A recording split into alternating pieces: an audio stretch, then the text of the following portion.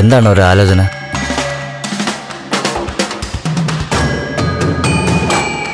എടാ, നീ വിചാരിച്ചാല് നമുക്ക് നാളെ ഒരാളെ അറേഞ്ച് ചെയ്യാൻ പറ്റുമോ പുറത്ത്? അണ്ണൻ കാര്യം പറ, എന്താ സംഭവം? എന്നെ കാണാമെന്നാരെന്നറിയോ? ദേവികയുടെ അച്ഛനാ മാധവൻ. അയാൾ വീണ്ടും വന്നോ?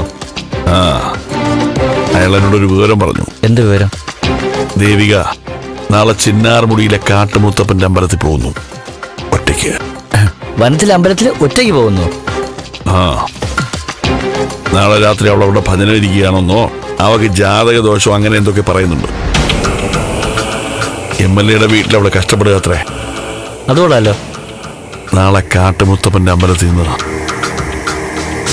അവളെ പൊക്കണം. അതിന് നമുക്കൊരാളെ വേണം. അതാ ഞാൻ ചോദിച്ചത്, ഒരാളെ സെറ്റ് ചെയ്യാൻ പറ്റുമോ? അണ്ണാ, ആള് ഞാനാവുന്നതിൽ എന്തെങ്കിലും കുഴപ്പമുണ്ടോ? മനസ്സിലായില്ല. അണ്ണാ, നാളെ എനിക്ക് പരോൾ കിട്ടാന്ന്.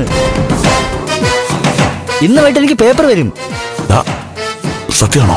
ആ അണ്ണാ. അണ്ണാ, കാര്യങ്ങൾ ദയവായിട്ടേ നമ്മളടുത്തേക്ക് എത്തിക്കുക. അണ്ണാ, നാളെ മുതലേ ദേവിക അണ്ണന്റെ പെണ്ണാ. നാളെ മുതലല്ല, ഞാൻ അവളെ കണ്ടത് മുതൽ അവൾ എന്റെ പെണ്ണാ. ഓക്കെ, ഞാൻ പറഞ്ഞത് തിരിച്ചെടുത്തു. എന്തായാലും ബാക്കി കാര്യങ്ങളെ നമ്മൾ പ്ലാൻ ചെയ്തോലെ സെറ്റ് ചെയ്യാം. സുഭാഷേ, വന്ന് പണിയടാ. ആ, വരിക സാറേ. അണ്ണാ, എല്ലാം പറഞ്ഞതുപോലെ.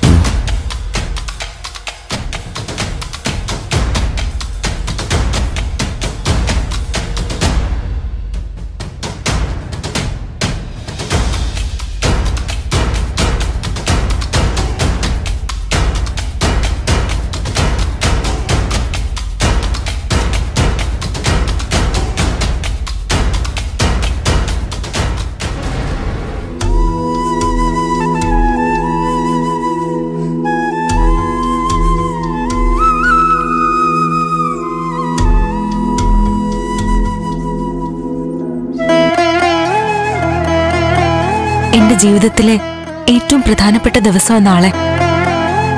കാട്ടുമുത്തപ്പന്റെ അമ്പലത്തില് ഞാൻ ഭജന ഇരിക്കാൻ പോവാ. നാളത്തെ ഭജനം എനിക്ക് പൂർത്തിയാക്കിയേ പറ്റൂ. അത് പൂർത്തിയാക്കിയില്ലെങ്കിൽ ഇപ്പോഴുള്ള വ്രതത്തിന് പ്രയോജനമില്ല. യാത്രയിൽ ഭാർഗവി ആന്റിയുണ്ട്.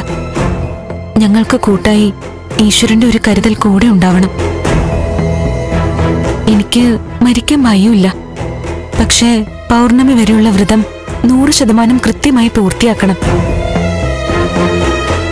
അതോടെ എന്റെ ജാതകം കാരണം നന്ദുവിന് വരാൻ പോകുന്ന ദോഷമൊക്കെ മാറും. ഈ വീടിനും തെളിച്ചം വരും. പിന്നീട് എനിക്ക് എന്ത് സംഭവിച്ചാലും പ്രശ്നമില്ല. എന്നെ കൈവിടരുത്.